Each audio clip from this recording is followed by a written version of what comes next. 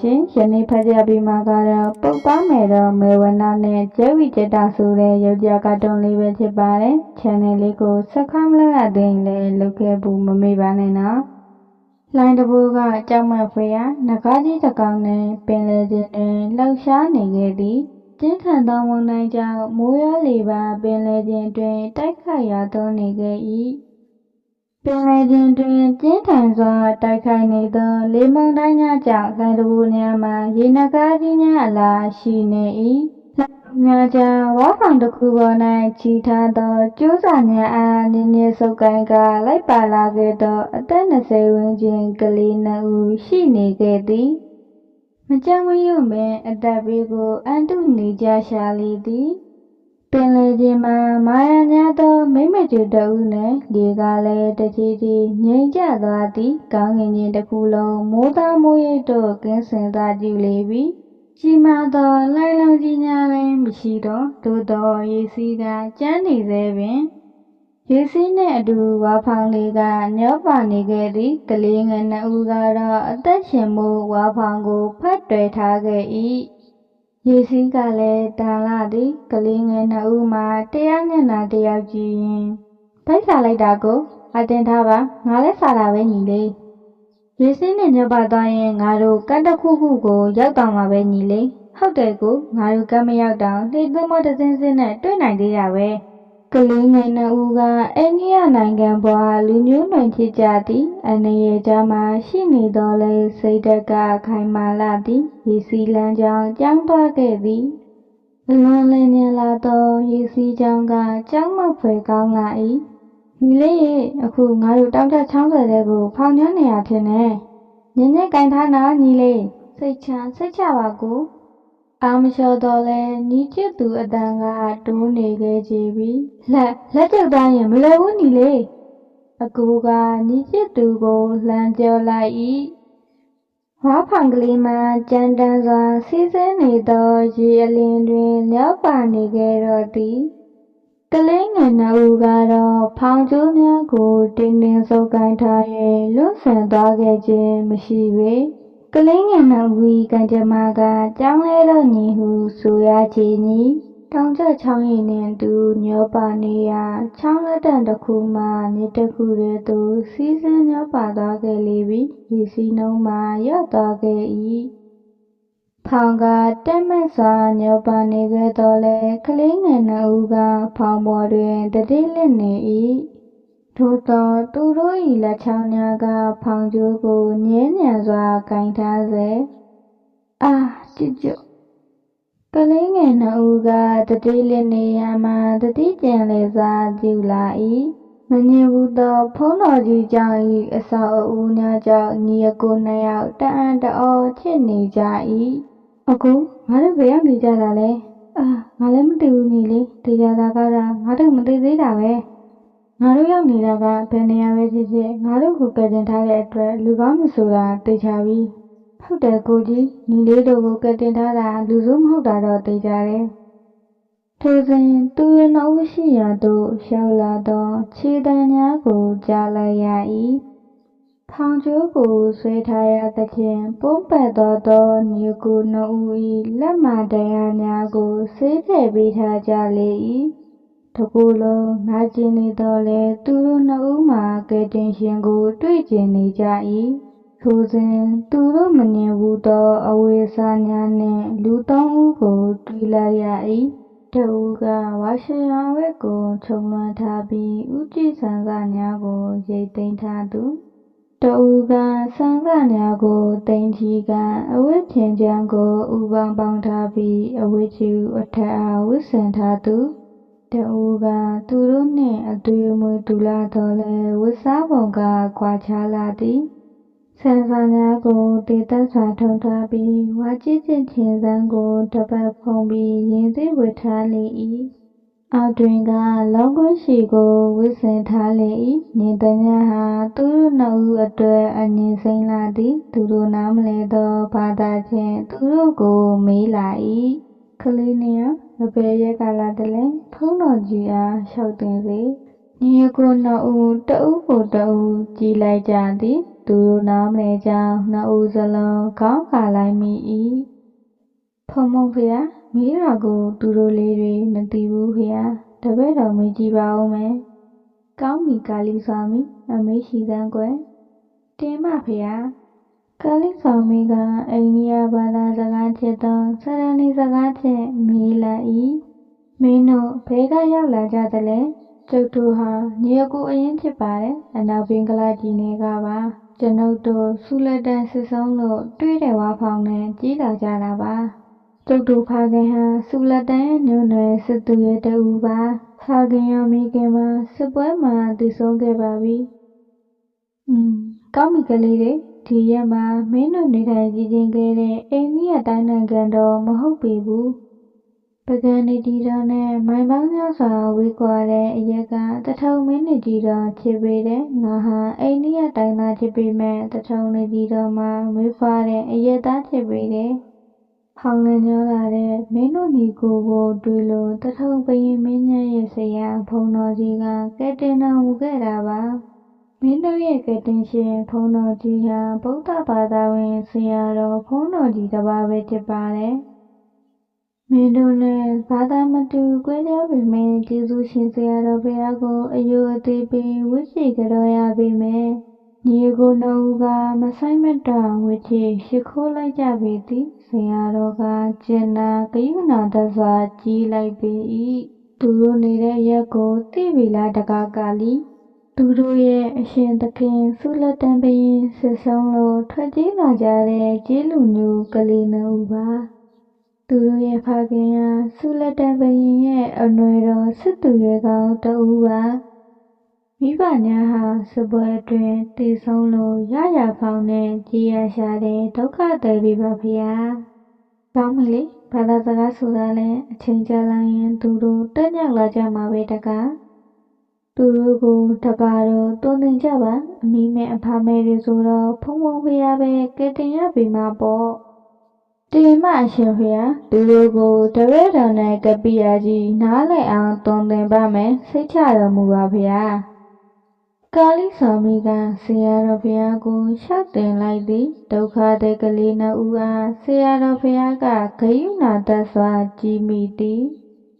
ကလေးငယ်နှစ်ဦး၏ပါးပေါ်တွင်ပီတိအကျုံများဝေလျက်ရှိလေပြီဆရာတော်ဘုရားကဘုရားဆောင်သို့ကြွသွားခဲ့လေပြီဒီလိုနှင့်ရက်လနှစ်တို့ကြောင်းလဲလာခဲ့ပြီဒုက္ခသည်ညီနောင်နှစ်ဦးပင်တထုံဘရင်မနုဟာမင်းကြီး၏မင်းဆရာတော်ဘုရားနှင့်တရားတဲ့ကြနေခဲ့လေပြီဆရာတော်ဘုရားကအကြီးချစ်သူကိုကျဲဝီအငယ်ချစ်သူကိုကျက်တာဟုခေါ်တွေ့စေခဲ့၏လိမ္မာပါနှံလာသောညီအကိုနှစ်ဦးမှာဘာသာစကားတကြွမှုများကဆရာတော်အားထားရသောသူများဖြစ်လာတော့သည်ကျောင်းရှိကပိယကြီးပြီလျင်ကျဲဝီကျက်တာညီအကိုနှစ်ဦးမှာကျောင်း၏ရွေရဝစ္စအားလုံးကိုမညီမညူလောက်ကင်ခဲ့လေသည်ကျဲဝီရေကျောင်းပေါ်မှာတန်ရှင်းအောင်ကျဲတော့ပါအောင်ဟုတ်ကဲ့ကပိယကြီးအငယ်ကောင်ကျဲတာရော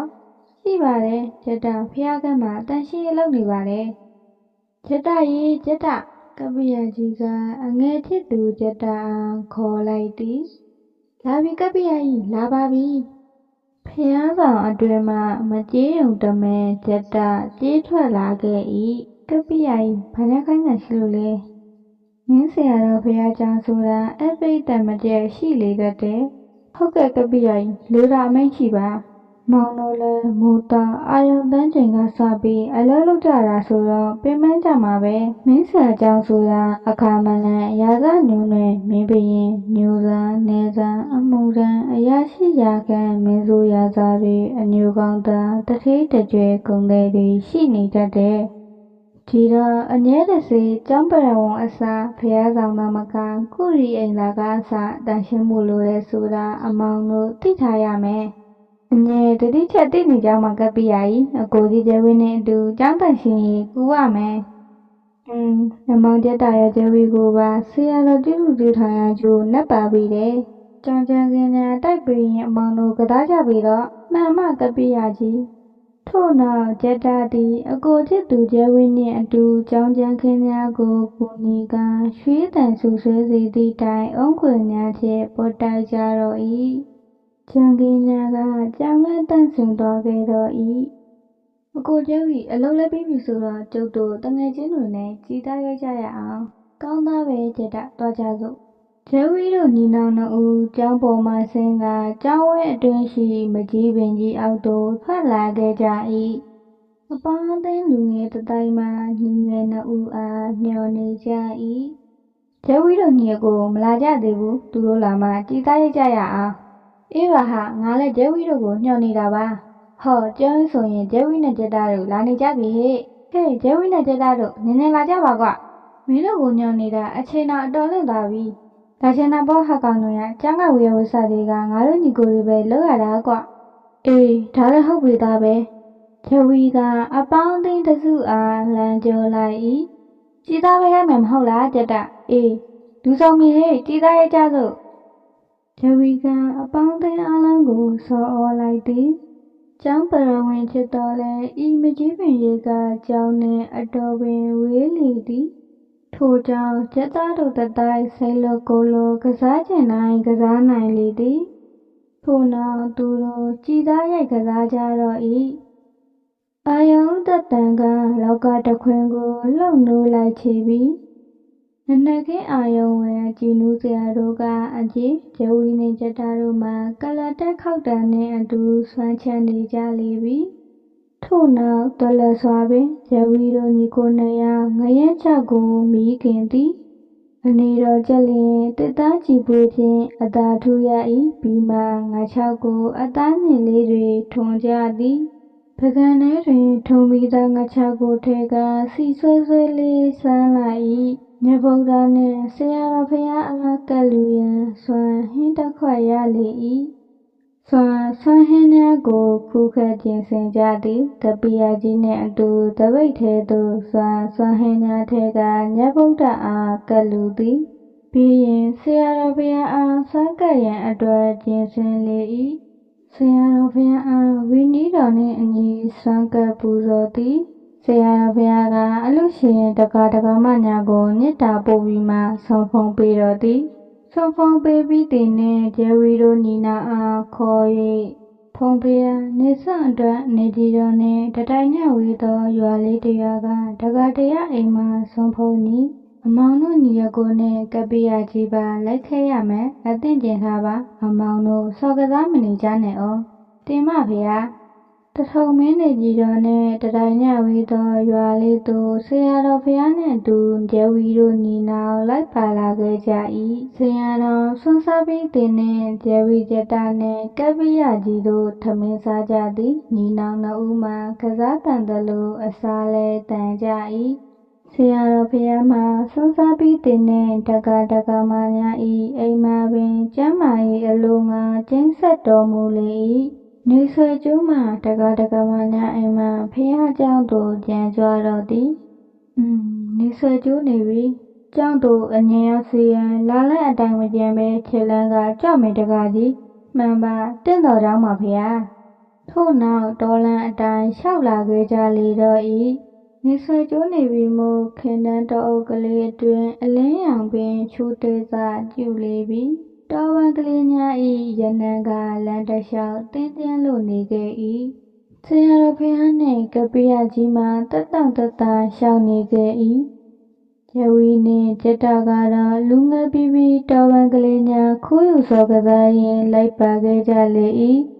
ရှေ့မှရှောင်နေသောကျက်တာ၏ခြေလမ်းတို့တွန်ခနဲရပ်သွား၏ဘာဖြစ်လို့လဲညီလေးကျက်တာတော်ရင်တလိဆန်များတွေ့လို့လားဒီတော်ငယ်ထဲမှာတော်ရင်တလိဆန်ကောင်းလေးမရှိတော့ပါဘူးဟိုမှာဘာကောင်းကြီးလဲမသိဘူးအနံကတော့မွှေးကြိုင်နေတာပဲမုတ်ဆိုးရချန်ခဲ့တဲ့အသားခင်ညာလားမသိဘူးအသားခင်အနံကမွှေးကျင်တင်ကြိုင်လွန်းသည်ညီရဲနေသောတတိသဒံကခြုံတစ်ခုအနားမှရှေ့သို့ကျဲဝီတိုးလိုက်၏ထူးဆန်းသောညီကွင်းကြောင့်ရုတ်တရက်ကျဲဝီအံ့ဩနေမိ၏မွှေးကြိုင်သောရနံ့များကနီးရန်နေသောကလေးတဦးပုံသဏ္ဍာန်ရှိသောအသားတစ်ခုမှကျန်လွန်လာခြင်းဖြစ်သည် အဘယ်သူကညာခလေးငယ်ကိုမိခင်ထားပါလေရက်ဆက်လာကြီးစိစက်စွာပင်ကောက်ယူကြည့်သည်အလိုမိညွတ်ထားတော့မဟုတ်ပါလားခလေးငယ်မှာကောင်းပတ်အဝတ်စားရှိနေပါလားအကိုဒီတောက်ကထူးဆန်းနေတယ်ကလေးသေးကောင်လိုပဲအေးဟုတ်တယ်တက်တာအတူထူးဆန်းနေအကိုလည်းဒီလိုတောက်ကောင်မျိုးတစ်ခါမှမတွေ့ဘူးမဆိုးကြီးတွေတော့သိလိမ့်မယ်ထင်မှထိုစဉ်အနားသို့ဆေးရတော်ဖရာနှင့်ကပ္ပိယကြီးတို့ရောက်လာခဲ့ကြသည်အလိုဒါဇော်ကြီးဖုန်ဝင်ထားတယ်ရုပ်သွင်းကန်တာပဲဆေးရတော်ကအံ့ဩစွာဆူမိကြသည်ကပ္ပိယကြီးဇော်ကြီးဖုန်ဝင်ရုပ်သွင်းကိုယူဆောင်ခဲ့ကြမှန်ပါဗျာပြေးစမ်းကြပြီဒါတောက်ကောင်ကမဟုတ်ဘူးဝိဇ္ဇာလမ်းပေါင်းညှောက်သွားတဲ့စူလက်ကိန်းကြီးကျင်းစင်နဲ့ဖိုးရင်လောင်းဆုံးသွားပြီးခန္ဓာရုပ်ကျွင်းကိုထားရသွားတဲ့ဇော်ကြီးဖိုးဝင်ရုပ်ကျွင်းပြီပဲ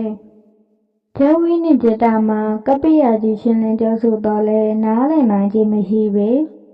ဇော်ကြီးဖိုးဝင်လမ်းဆုံး၍ထားရခဲ့သောခန္ဓာအားကပ္ပိယကြီးထံသို့လမ်းပေးလိုက်၏ဇက်နမှာဇော်ကြီးဖိုးဝင်သားအားမှုကျက်လွန်သောရနံကြောင့်ဆွဲလန်းသွားခဲ့ကြပြီဝိဇာမရပညာစခန်းကိုနားမလည်သူများဖြစ်၍သူတို့မိကိုနှစ်ဦးမှဆွဲကြည့်ဖို့ဝင်သာအားတားကန်ခင်တမျိုးဟူသာနားလည်နေခဲ့ကြသည်ထိုနေ့ကကျောင်းတိတန်ကျတမှာဆွဲကြည့်ဖို့ဝင်သာကိုသာဆွဲလန်းနေကြတော့၏အတွေ့နှင့်ညီမိချေသည်မင်္ဂလာမင်းရဲ့အပြစ်နာရှိ၍ဆေရတော်နန်းတော်သို့ကြရပေမယ့်နင်တို့ကောင်းကောင်းနေကြလားဂျိုးဝီနှင့်ကျတတို့ခေါင်းငင်ကြကြ၏နောက်တစ်ခုမှာရအောင်မယ်ကျက်တေကျန်းနဲ့မှထားတဲ့ဇော်ကြီးဖုန်သားကိုရောင်းလို့တော့မစားလိမ့်နဲ့ကြားကြရလားကြားပါတယ်ဖေဟာဂျဲဝင်းနဲ့ဒေတာတို့ကဆေရတော်ဖေဟာကိုအလွယ်တကူဂတိပေးလိုက်ကြလေသည်ကဲရွှေနန်းတော်ကိုတားကြစကပ္ပိယကြီးတင်မှဖေဟာကျောင်းတော်မှာဆင်းကဆေရတော်ဖေဟာနဲ့ကပ္ပိယကြီးတို့မနုဟာမင်း၏ရွှေနန်းတော်သို့ကြွားစီတော်မူကြလေပြီရတာကကျောင်းကျက်တေကန်းဤသို့ရောက်သွားခဲ့မိသည်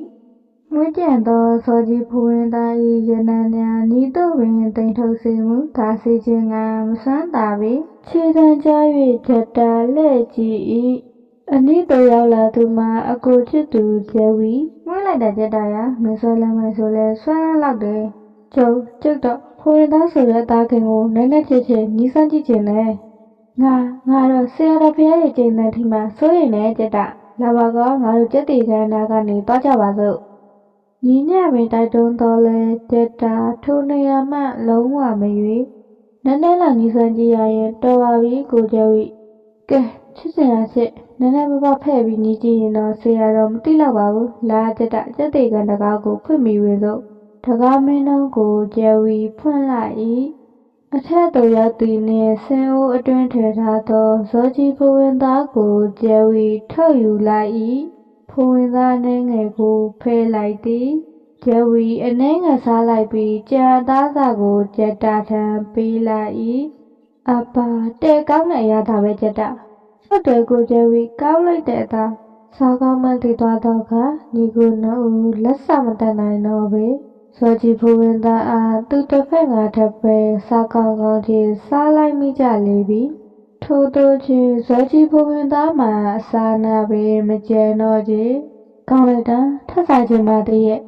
ဟုတ်ပါကိုကျဝီရှင်နဲ့တော်စီအတွင်ခင်းကျင်းလို့ရိုင်းမှန်တာတွေ့ရင်ဝယ်စားခြင်းစမ်းပါပြီဟာတို့ဒုက္ခပဲဆရာတော်ဘုရားကျင့်တဲ့ထီဖို့ကတော့တင်ကြနေပြီဟဲ့ထက်တာကစားကျင်နာကိုစားလိုက်ရတဲ့ချင်းတောင်းလောက်ချင်းကင်းသည်မတက်နိုင်ကိုကျဝီပေးလာတဲ့အကျေတံကိုရေးရေးဝန်းဝန်းခံလိုက်ရုံပေါ့မနေနိုင်လုံးလို့စားမိတဲ့အကျေခံရုံပအေးလုံးမိမတော့ဆရာတော်ပေးခြင်းတဲ့အကျေပေးတာပေးခံကြရုံပဲပေါ့ထိုခဏမှာပင်သူတို့နှစ်ဦးခန္ဓာကိုယ်မှာဇောကြီးပဝင်သား၏အစွမ်းကကြာလေပြီဟာငါခန္ဓာကိုယ်ကပေါ်ပေါ်လန်းဆန်းနေတယ်လို့ပဲကြက်တိုက်ဟုတ်တယ်ကိုကျဝီကျုပ်လည်းပေါ်လန်းဆန်းနေတယ်လို့ပဲအာရင်တွေလည်းကြည်ချွလာတယ်လို့ပဲကြာထူးပြီစနေပြီကြက်တိုက်ငါတော့ဟောဒီเจ้าကြီးကိုဆွဲမောက်ထားခြင်းလိုက်တာဟုတ်တယ်ကိုကျဝီကျုပ်လည်းခန္ဓာကိုယ်ထဲမှာထူးထူးဆင်းဆင်းနဲ့ကြာရကွာဟဲ့ကြက်တာမင်းနဲ့ငါနှစ်ယောက်ပေါင်းပြီးเจ้าကြီးကိုကြောက်နဲ့လဲကြစို့ညီနောင်နှစ်ဦးကတော့စော်ကစားကျင်မိကြပြီထင်နိုင်မထင်နိုင်သည်ကိုမစင်းစားတော့သူတို့ဆန္ဒအတိုင်းဆောင်ရွက်ခဲ့ကြပြီ အောက်ပါတရပင်ဂျယ်ရီရောတတပါအကြောင်းကြီးကိုဆွဲမကမှောက်လန်လိုက်ကြပြီ။ကျောင်းကြီးကတကယ်ပင်အထက်မှအောက်သို့ကြောင်းညံဖြစ်သွားကြပြီ။ဂျယ်ရီရောတတပါသူတို့အင်အားကိုအံ့ဩခြင်းမကအံ့ဩနေမိကြလေ၏။ထိုစဉ်သူတို့၏အပေါင်းအသင်းတစ်စုရောက်ရှိလာခဲ့ကြသည်။ဟာဘယ်လိုဖြစ်တာလဲဟုတ်ပါမကြုံစဘူးထူးကဲလာပါပြီထိမက်လားကြောင်းကြီးရောင်းညံလန်နေပါဘောကောမင်းတို့အံ့ဩနေကြသလားအဲ့ဒါငါတို့ညီနောင်လှန်လိုက်တာဟုတ်ပါမလားကျဲဝီရဲ့မဖြစ်နိုင်တာဖြစ်နိုင်သလားမဖြစ်နိုင်သလားတော့မသိဘူးငါနဲ့အကိုကျဲဝီကြောက်မှောက်ပြီးဆော့ကျင်တာနဲ့မှတ်ကြည့်ကြတာထိုစဉ်ကျောင်းဝန်းတွင်သို့ဆရာတော်ဘုရားနှင့်ကပ္ပိယကြီးတို့ရောက်ရှိလာခဲ့ကြသည်ဘလို့မှာမျက်စင်ညာမှားနေရောလားကျောင်းကြီးဇောက်ထုံးမိုးညာဖြစ်နေပါကောလားဆရာရမျက်စိမှားခြင်းမဟုတ်ပါဘူးဗျာအမှန်တကယ်ပင်ကျောင်းဝိဟာရမောက်လည်နေခြင်းမှာဘလို့ဖြစ်တာပါလဲတခုခုတော့မှားနေပြီကပ္ပိယကြီးရေဒါဟိုနေ့လက်ချက်ပဲဖြစ်ရမယ်ဆရာတော်ကကျင်းစွာတော်တာချစ်ချီပြီးကျဝိကျက်တာမင်းတို့နေရာစလုံးဒုတုတ်ကြစမ်းမဆိုင်မတော်ပင်ဆရာတော်ဖျားရှိတွင်ဒူးတုံနေခဲ့ကြလေပြီကျဝိနှင့်ကျက်တာမှာဆရာတော်အားရိုကျိုးစွာရှိခိုးလိုက်ကြသည်အမောင်နှင့်စောကြီးဖဝင်သားကိုစားလိုက်ကြပြီဟုတ်စအမှန်တိုင်းချက်တွေ့ကြပြီးနောက်ရဲဝင့်စွာပင်မကုန်းမဝဲချက်တင်ရရင်စောကြီးဖဝင်သားရဲ့အနံ့ဟာအင်မတန်မှုကျလာပါလေဖေဟာမစားရမနေနိုင်ခြင်းအောင်ဆွဲဆောင်နှလုံးပါလေမနေငင်ကြသာညှိဆိုင်ကြည့်ုံစားကြည့်ပါသည်ဖေဟာတို့ပေသည်ဖော်ကြခြင်းကမစွမ်းတာလာအောင်အရသာရှိလာတာမို့တပည့်တော်တို့နှစ်ဦးအာတာယမတ်ကိုမထိန်နိုင်ပဲတကောင်လုံးမကြအောင်ညစားတော့မိကြပါတယ်ဆရာတော်ပိတ္တညအကြည့်တန်းကိုခံမှုအသိမှာဖေဟာမောင်ရိုင်းဆောင်ကားလိုတဲ့ဆွေမျိုးနဲ့မဟုတ်ပဲယောက်ျားပိသားစွာအကြည့်ကိုဝန်ခံခြင်းသာဖြစ်ပါလေဖေဟာဆရာတော်ဤဒေါသများကတချီချီရော့ကျသွားခဲ့သည်ငါကယဟန်တန်ကတပါချစ်ချေသည်အမောင်တို့အားရုတ်တရက်ချင်းမိသည်မှာပင်လွန်ကြည့်ပြီးအမောင်တို့ထိုင်၍စားတောက်လိုက်ခြင်းပင်ဖြစ်ပေ၏ဖိုဝင်သားအစွမ်းကြောင့်အမောင်တို့ညီနောင်နှစ်ဦးသည်လောကသိဋ္ဌိ7ပါးအနက်တပါးပါဝင်ဖြစ်သောသိဋ္ဌိပညာလေပြီဒိဋ္ဌိအစွမ်းကိုနေရတကာမကြသိင်ချေကျက်သားမိကြီးကတိုင်းနိုင်ငံတွင်အံဩဘာနံချစ်တီထံမင်းကေရတို့၏စိုးရိမ်ကြောင်းကြခြင်းကိုခံရပေအံ့မင်းကြည်မင်းတံမလွဲဧကံရောက်လက်တငါတို့သောမိဆရာဘုန်းကြီး၏စကားကိုမှတ်လော့နာယူဝါနိရှင်ဖျားပေါင်းလေပြီယခုပင်လင်အမောင်တို့စောကစားထားသောကျောင်းဝိဟာရကိုမူလအတိုင်းပြုလုပ်ချေတော့ကျဲဝိကျက်တာညီနောင်နှစ်ဦးဂျိုင်းတူပင်ကျောင်းတော်ကြီးကိုမူလအတိုင်းတက်မှတ်အောင်ဆောင်ရွက်ခဲ့ကြတော့သည်အမွေသူရဲ့အချင်းမို့သူတို့၏ရောင်ရင်တတိုက်ကရင်သက်ရှူမောဖြစ်နေကြတော့၏ဘူးတရာပိတ်၍ရတော့လဲလူပါဇက်တစ်ပေါက်ကိုပိတ်ဖို့ရမလွယ်ကူပဲထို့ကြောင့်ပင်ကျဲဝိကျက်တာညီနောင်နှစ်ဦး၏အစွမ်းတတိကမနုဟာမင်းကြီး၏နန်းတော်တွင်ကြော်ကြားကျက်နှံ့ခဲ့လေပြီကျဲဝိကျက်တာညီနောင်အစွမ်းကမသေးဘူးဟအင်အားလွန်ကြီးတယ်တဲ့ကြောက်စရာသူရဲ့ကောင်းတွေပဲကြမဟုတ်ပါလေရောဤတန်ငန်နေရဟာနေတကြတကူညာရလီရောတလားဗျနေတကြတကူအညာအစွမ်းထလာတဲ့ဇောကြီးဖဝင်သားစားမိပြီးကာယတိတ်ပြီးပောက်တဲ့ရောင်းရင်တို့ကျုပ်တို့လည်းဖဝင်သားရှာရလရင်ကောင်းချင်ကြီးတော်စမ်းရောင်းရင်တို့ကံကောင်းလုံးလို့တွေ့ရပြီးဇောကြီးဖဝင်သားကိုစားရတာပါလူ1000မဆိုထားနဲ့1000သိန်းအောင်တွေ့ခဲ့ရပါပြီမြို့တော်အနိုင်ကြရမြို့ဝင်မင်းစီတို့တရင်ပေါက်ကြားသွားခဲ့သည်ဟဲ့ထောက်တော်လေဤတရင်မှန်ဆုံရကြတယ်ဆုံရစရာမလိုပါဘူးဖေဟာကျဲဝိတတာညီနောင်မှကာယတိတ်ထိအမှန်ပင်ပေါညောင်နေသောလူစံကောင်းများဖြစ်တာသိကြပါတယ်ဖေဟာကိုညကိုထားနေမှာလူစံကောင်းရှိတော့လဲအခြားနိုင်ငံကကြည့်ကြလာခဲ့ရင်အကူအားထားကြည့်နိုင်တပါရှိသေးကထောက်တော်တို့ဘင်းပူထန်းရရှိတွင်တထုံညွေမင်းဟန်ဆောင်ခဲ့တော်လဲနေစဉ်နဲ့ညသူ့နေရအားသိမ့်ပိုင်ကြီးကိုဆိုးရွနေမိ၏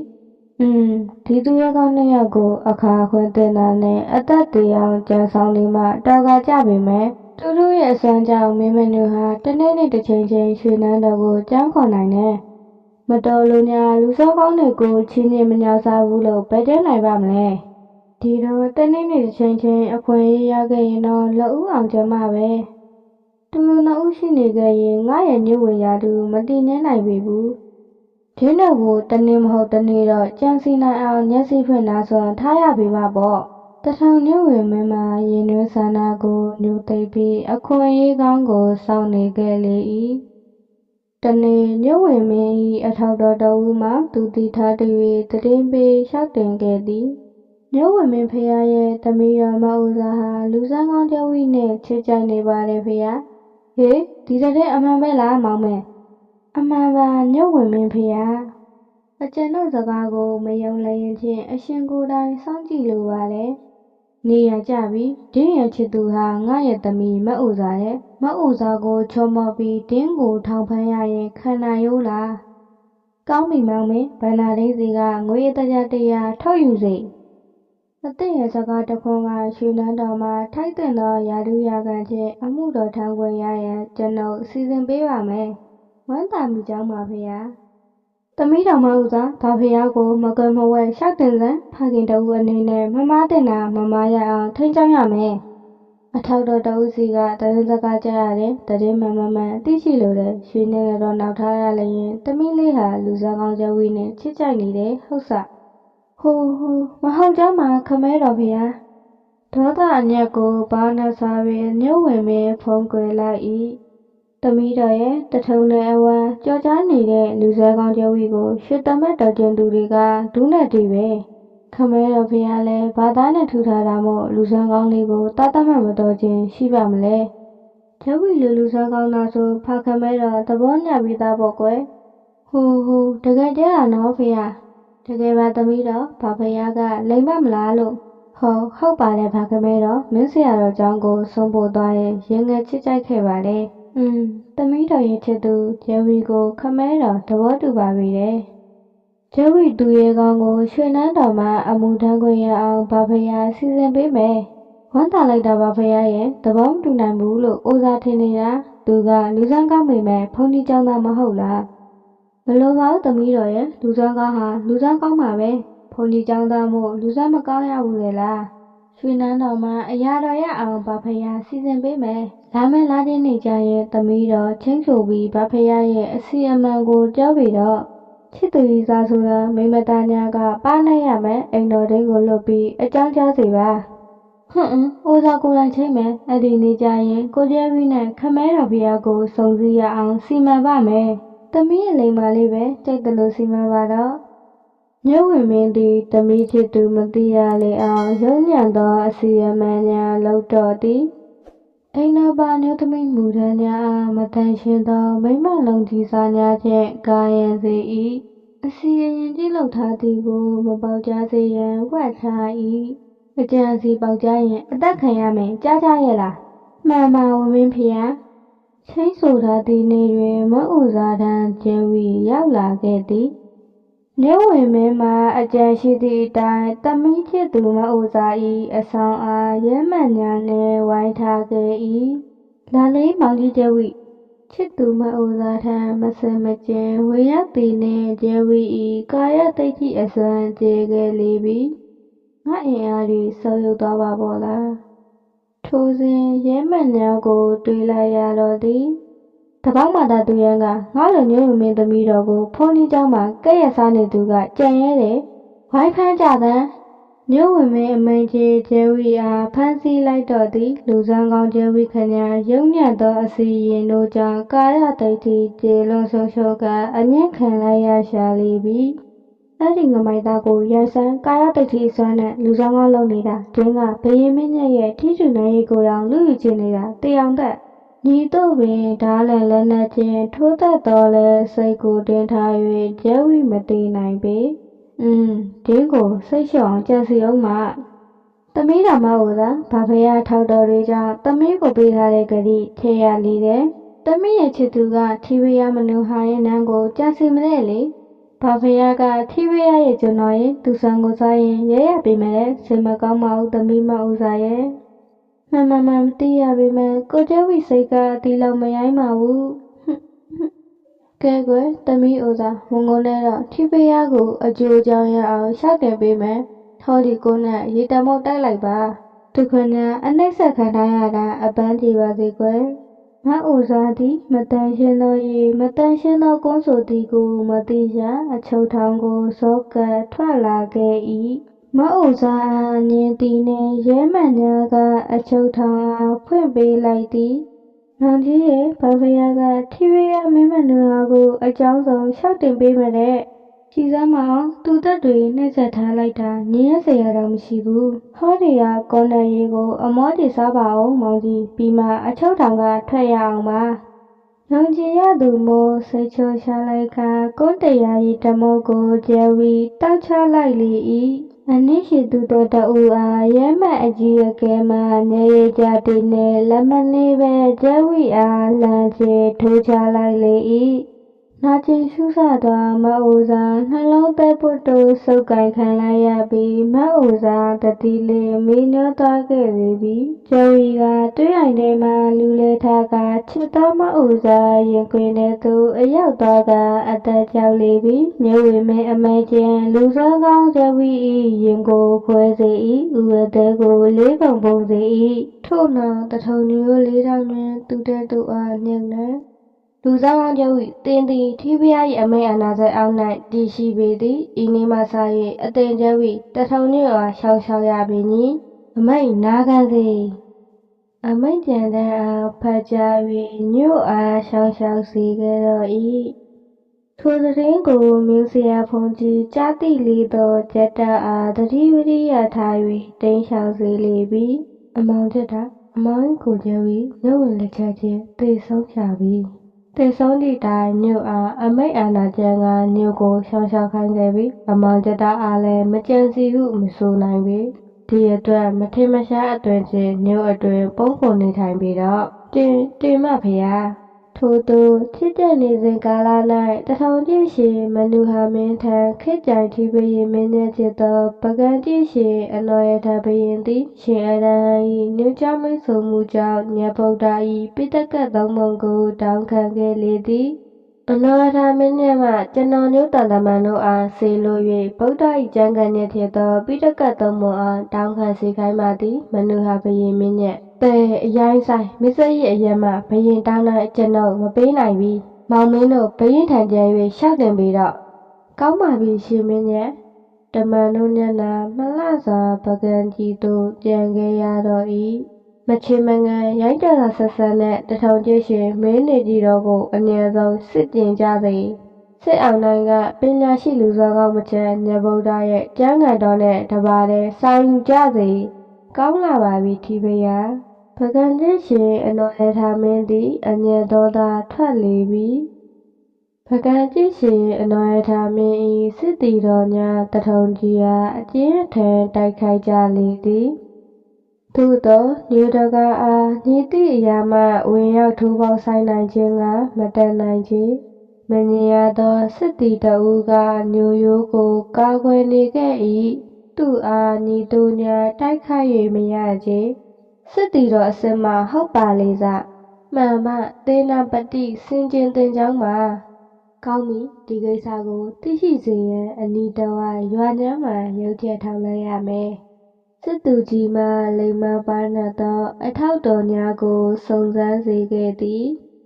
အထောက်တော်များလှည့်လည်စုံစမ်းခဲ့ရာမထင်ရှားသောကျက်ဝီ၏ညီငယ်ကျက်တာနှင့်ဆုံခဲ့ရလေ၏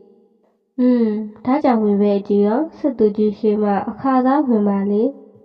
ဤသို့လူဆောင်အောင်ကျက်ဝီအသေးညာအားညှုံနှံပြီးညိုကိုဆောင်ခိုင်းတင်ညာလျင်ညီသူကျွရနီကျက်တောင်ငယ်အချက်သိလျင်လွယ်ပါလေစစ်သူကြီးအကိုကျက်တာ၏ညီငယ်ကျွန်ုပ်ကျက်တာဝင်ရောက်နေဆိုကပရာလောကသာအပယ်လေးပုံမှပိတ်တာထင်နေရှာသောအကိုကျက်ဝီရန်ကျုပ်နီမဟုတ်ပါကျွန်တော်ကိုယ်တိုင်ဝင်ရောက်ပြီးနောက်စစ်အုံးငယ်ဖြင့်ညှုံနှံထားသောအကိုကျက်ဝီ၏ရင်နှွေးအင်္ဂါများဖယ်ရှားပါမည်ကောင်းရမွန်ရထက်သောနေရာဌာနသို့အညံ့ဝေပါကအဆောင်ဘဝမှကျွလွတ်နိုင်ပါမည်ဤသို့ဆောင်ရွက်ပြီးစီးပါကကျွန်ုပ်အချက်ပြတ်သောဝင်ရောက်တိုက်ခိုက်တော်နီထိုအခါမှသာလျှင်စပွဲအောင်ခြင်းမှာမလဲဧကန်ဖြစ်ပါလိမ့်မယ်ကောင်းပေသည်အမောင်ကျက်တာဆောင်ရွက်ပါလော့စစ်သူကြီးကဝမ်းသာအားရခွင့်ပြုခဲ့တော်သည် ညကတိတ်ဆိတ်ခြင်းကစိုးမိုးနေခဲ့သည်လမ်းတွေပေါ်သို့လူစွမ်းကောင်းချက်တာခုံလာကကျော်သွားခဲ့တော့သည်ပကံစစ်သူရဲတို့အားလူစွမ်းကောင်းကျဝီ၏တားဆီးချက်ကရှိခဲ့၏သို့သောညီငယ်ဖြစ်သူချက်တာကိုတော့မတားညစ်ခဲ့ချေချစ်ရလေအကိုကျဝီရဲ့ညီဘအားဝင်ရောက်ခွင့်ပြုပါညီဘဝင်ရောက်ပြီးကအကိုကျဝီဘဝဆိုးမှလွန်မြောက်ပါအပ်ချက်တာသည်အပေပုံသာရောက်နေသောကျဝီအားကြောဆိုကညိုရိုးပေါ်မှခုန်ချသွားခဲ့လေ၏တထောင်ညိုးဆောင်များကလူစွမ်းကောင်းကျဝီစောင့်သည်ဟုသောအသည့်ဖြင့်ပေါ်ဆစွာရှိနေခဲ့၏အားလုံးအိပ်ကျော်နေကြသည်ချက်တာကညိုးတောင်တနေရာ၌အကိုချစ်သူ၏ရင်တွင်အင်္ဂါပါသောစင်အိုးငယ်ကိုတူးဖော်လေ၏တူးဖော်ပြီးတော့အကိုကျဝီအကိုနေညီငယ်တို့မင်းစီရတော်ဘုရားကြီးထံတွင်အတူနေစဉ်မြတ်ဗုဒ္ဓအားပန်းကပ်ခြင်းဆုံးကပ်ခြင်းတို့ကိုအမတ်ရပါလော့ထို့သောကုသိုလ်ကောင်းမှုကိုအမတ်ရသည်ရှိသောထိုကုသိုလ်ကောင်းမှုထဲမှအညကိုဝေငှပါသည်အညယူပါလော့အကိုကျဝီထိုခဏ၌ပင်ရည်သံကိုကြားလိုက်ရတော့သည်จิตတာသည်ညိုတော်ကအားရိုက်ချိုးချက်စီးကြည့်လိုက်တော့၏လက်ထဲမှန်လက်အားမိရှို့ကြည့်လို့လိုက်ရန်ပကံစစ်သူရဲတို့အလုံးရင်းဖြင့်ဝင်ရောက်တိုက်ခိုက်ကြလေ၏အော်တန်ဟစ်တန်ညီဟီတန်စစ်လန်တန်တို့ကဆူညံနေခဲ့ကြ၏စစ်ပွဲကိုအောင်နိုင်ခဲ့တော့၏တထုံဘရင်မနုဟာမင်းနှင့်တကွပိဋကတ်သုံးပုံလူစွမ်းကောင်းချက်တာမင်းညီမင်းသားအချို့နှင့်မိဖုရားတို့အားတုံ့ပန်းအဖြစ်စစ်နိုင်သူပကံကြီးရှင်အနောယထာမင်း၏စစ်သူကြီးမှခေါ်ဆောင်ခဲ့လေသည်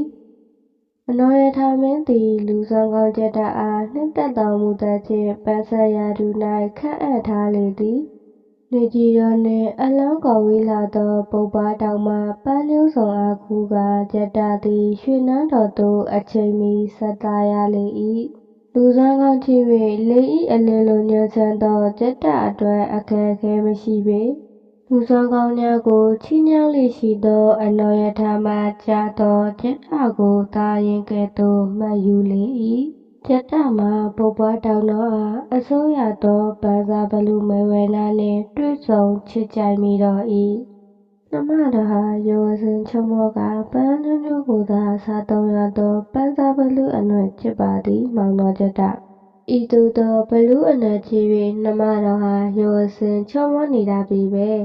မှန်ပါတယ်မောင်တော်သို့သောအညိုးဆက်နွယ်မတူသဖြင့်ရွှေနန်းတော်သို့လိုက်ပါခြင်းကမစွမ်းသာပါကောင်းပါပြီနှမတော်မလိုက်လို့ကနေရစ်ပါတဦးအပေါ်တဦးမြတ်သာတဝင်ခြင်းကအဓိကပါနှမတော်အပိုင်စားရတဲ့တောတောင်မှသာဒူညာပေါင်းသိမ်းကြတာပေါ့တညက်ကြောင့်မှမောင်တော်ထို့သို့ပေါင်းသိမ်းလာခဲ့ရာမေဝနာတွင်ကိုဝင်အရင်အမှားရရှိလာခဲ့တော့၏ထို့ကြောင့်ပင်မယားသောသားသောကြောင့်ချက်တာပန်းဆက်အချိန်မမှန်တော့ကြသားတော်ချက်တာအဘဲ့ကြောင့်ပန်းဆက်နောက်ကြသနည်းဟုတ်တိုင်းမှန်ရာကိုလျှောက်တင်လော့မှန်ပါဖခမဲတော်ဘရင်မင်းနဲ့သားတော်မှာဇနီးမယားရှိနေပါပြီသူသည်ကိုဝင်ရစ်မှရှိနေပါပြီအိုးရွှေနန်းတော်ခေါ်ခဲ့ရောပေါ့တော်ရက်ပါပြီမှန်ပါသားတော်မောင်ဤကျင်ပန်းမှာရောစဉ်ချောမောတော်လဲညုံမတူသည်ပန်းစားဘလူမေဝနာပါဖရာဤအတွက်ကြောင့်နန်းတော်သို့မခေါ်ယူခဲ့တာပါကောင်းလေပြီသားရတဘောအတိုင်းသာရှိစေတော့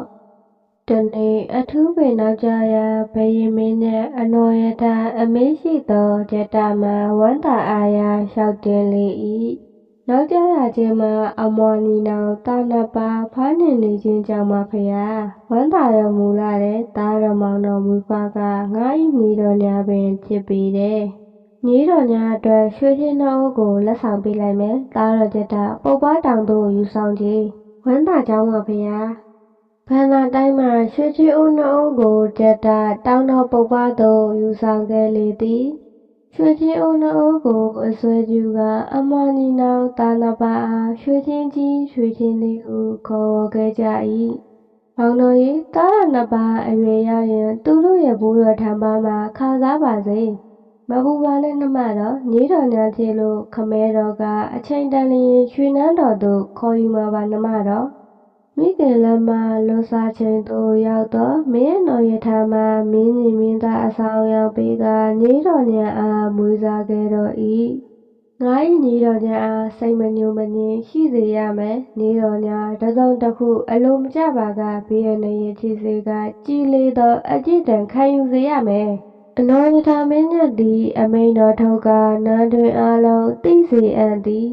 အရွယ်ရောက်သောမင်းညီနောင်မှသူတကားထက်ထူးချွန်သည်ဒါရီလှန်ရီညှမ်းပစ်ကျွမ်းခြင်းကရေစွမ်းတတိရှိလာသောကြောင့်ဘရိအမှုရန်များဖြစ်လာကြ၏ငါ၏ဘိုးတော်ပိုင်ဆိုင်ရာပကံနေကြီးတော်အားထိပါရဲသူများအားအငြင်းမကြမ်းချေမုန်းရအံ့သူရဲကောင်းညီတော်များအဖြစ်ဘရိမင်းများအနောယထာကအထူးပင်ချစ်ခင်ညံ့နိုးတော်မူသည်ကျက်သားနှင့်မဲဝနာမှာပုပ်ပါတောင်မှာပင်နေထိုင်ခဲ့ကြသည်မင်းညီနောင်နှစ်ပါးသာသူ၏ဘိုးတော်ထံပါအမှုတော်ထမ်းနေကြ၏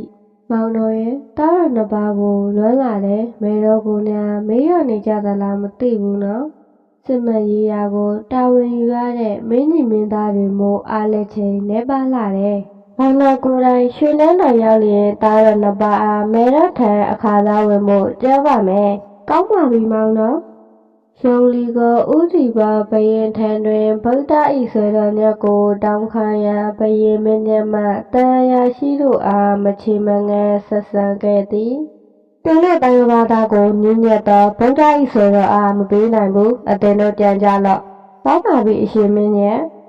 ဥတီပါဘရင်အားမချေမငန်းဆက်ဆံရကောင်းလားဟုအနောယထာအညက်ထွက်ကပကံရှိစစ်တီရဲမတ်များနှင့်တိုက်ခိုက်စေသည်ရွှေချင်းညီနောင်မှသူတကားထံစွန်ကားတိုက်ခိုက်၍စေအပီးတွင်ဘယင်မင်းမြတ်ကဆူတော်လက်တော်ညာပေးလေ၏ငါ၏ညီရနောက်ပါအားရွှေတိုက်တွင်မှဆူလက်ပေးစေသူများကောင်းစားလျင်မနာလိုသက်သူများလောက၌ရှိလေတတ်၏ရွှေချင်းညီနောင်အားကြောက်တွန်းရန်ကြံစီနေကြသူများရှိနေ၏သို့တော်မင်းနှစ်ပါးကငရဲသူများမို့တတိမထားမိကြစေအေးလေဒီနေ့သူတို့ကံနိုင်ပါခြင်းရောက်လာမှာပါအဲ့ဒီတော့မှမင်းညီနောင်နှစ်ပါးတွေ့ကြရောပေါ့မှန်တယ်ရောက်ရင်ဟုတ်ပါအခုချိန်တော့ဓာတ်ဆက်တာပေါ့လေဟွန်းစစ်အာဏာမှုကျဲမတရားညွတ်အနီးတွင်မင်းအတော်ရထားမှဆင်နိုင်သည်အထက်ရမန်းနှင့်ဇေဒီတဆူတဲခဲ့လေ၏ထို့သို့တရားတွင်အတော်ရထားမင်းမြတ်ကဤသို့မိန့်တော်မူခဲ့၏ငါ၏အမှုရန်ဖြစ်သောမင်းညီမင်းသားညွန့်နယ်သားနှင့်တကွရဲမဲမကြမ်းအုပ်ချက်များကိုတရားမကြမ်းတည်စေရမယ်အမိန့်တော်ထိုမိန့်ကိုချမှတ်ခဲ့တော်လဲရွှေချင်းညီနောင်မှအကျော်လွန်နေ၍တည်ဆောင်မိခဲ့ခြင်းမရှိကြအနောယထာမင်းညတ်သည်ဇေဒီတော်ကိုတည်ထားပြီးစီ၍ဖူးညော်လေးသောအုံနှစ်ချက်လက်နေသည်ကိုတွေ့ရာတဲ့ဒီအုံနှစ်ချက်အဘက်ကြောင့်လစ်ဟာနေရသည်နီမှန်ရာကိုလျှောက်တွင်စေမှန်ပါဤလစ်ဟာနေရခြင်းမှာရွှေချင်းညီနောင်မင်းနှစ်ပါးမတည်ဆောင်၍လစ်ဟာနေရကြောင်းပါငါ၏ညီတော်များဖြစ်၍အမိတ်မနာခံသည့်မင်းသားတို့ကိုမှတ်လောက်အောင်ဆုံးမကြအကွက်တော်ဆိုင်ပြီးရောင်းရင်းတို့မိငယ်ကအုံနှစ်ချက်လက်လို့မှတ်လောက်အောင်ဆုံးမခိုင်းတယ်အဲဒီတော့ငါတို့ကသူတို့မင်းညီနောင်နှစ်ပါးစီရင်ကြအောင်တခါတည်းအသေးသက်ကြမယ်မနာလိုမစူးစိတ်သူများကအဆုံးစီရင်ရန်ကြံစီခဲ့ကြလေ၏အကွက်ကောင်းဆိုင်သည်နှင့်ဘရိအမိတ်ကျရွှေချင်းညီနောင်နှစ်ပါးအားလွန်တောင်းရမှလွန်တောင်း၏ထိုရအားယခုတိုင်လွန်တောင်းရဟုခေါ်လေ၏လက်ကြံကြိုတဲပြီးနောက်မင်းသားညီနောင်နှစ်ပါး၏လဲညိုကိုတုတ်ချေရိုက်တက်လေ၏ညမနန်းတလေးတွင်မင်းညီမင်းသားများအားတွေ့ထက်တန်ယူချေအောင်မစီစဉ်ရမင်းညီမင်းသားတို့၏တွေ့ညီမကြကောင်းဟု၍အယူတလေးရှိရာမင်းညီမင်းသားတို့အားကွင်းနဲ့ရာ၌ဓာလန်လက်နက်ဖြင့်မစီရင်ပဲဥကောင်းကိုအိတ်ဆို၍တည်ရလေ၏အိမ်မှာဂတိပအနက်ရောင်အိတ်ချရလေသည်အနီးအပါးရွာမှပင်ဝရင်တုတ်တောင်းရာထိုရွာအားယခုအချိန်ထိဝရင်တုတ်ရွာဟုခေါ်ခဲ့ကြသည်ထို့နောက်မင်းနှစ်ပါးအားလဲညိုကိုတုတ်ချေရိုက်ကအဆုံးစီရင်ခဲ့လေသည်ဖျားတားတော်နှစ်ပါးကွင်းချင်းခင်ရပြီလေလား ဘိုးတော်စကားကိုမပယ်ရှားခဲ့တဲ့ညီတော်နှစ်ပါးအကျိုးလွန်းလို့တေးပဲဝင်ခဲ့ကြရတဲ့သူတက်မနာလိုမရှိစိတ်သူရဲ့အခွင့်ကောင်းလောက်ကျန်လို့တေးရရှာပြီးဒါတော်နှစ်ပါးကိုမဲတော်လွှတ်လိုက်ကြီးရဲ့မဲဝနာစိတ်ကိုထိမ့်မှနှမတော်မဲတော်မဲဝနာမှသူဆန်းကျော်ရာနန်းဌာန၌ပင်ရင်ခွဲပက်လက်ချက်ကတေးပဲဝင်ရှာလေသည်ချစ်မချစ်ရလေမဲဝနာရဲ့ချစ်ရရှာလေရဲ့တေလုံးတော်ခန္ဓာဆဲလျင်ဆဲခြင်းနဘဝသို့ကူးကြောင်းရှိသွားခဲ့လေသည်။အိုနှမတော်ဘဝကြောင်းရှာလေပြီတကားမောင်တော်သိစေအပ်ပါသည်မောင်တော်နှမကျင်ပတ်မေဝနာနာကျစ်တို့ရောက်ရှိခြင်းကမောင်တော်မသဖြင့်သိပါစေလောကောင်းလေပြီနှမတော်သိစေအပ်ထို့နောက်ပန်းစားဘလူမေဝနာချေရပုပ္ပတောင်တော်နဲ့တွင်နန်းနန်းများဆောက်လုပ်ကြပြီးနေရအနှံကြမှမေတော်မေဝနာအားမေတော်မေဝနာနတ်မေတော်ချေကိုကွယ်ပတ်သားကြလေသည်မေတော်အားပတ်သားရာတွင်ပန်းလာလာများပါရှိကအုံပွဲငှက်ကြဝဲသုံးပြီးဖျားနာသုံးတိုင်းလက်ထက်900မုံချီ9ချက်မုံဒီ9ချက်တောက်ရည်များဖြင့်ပူဇော်ပတ်သားကြလေသည်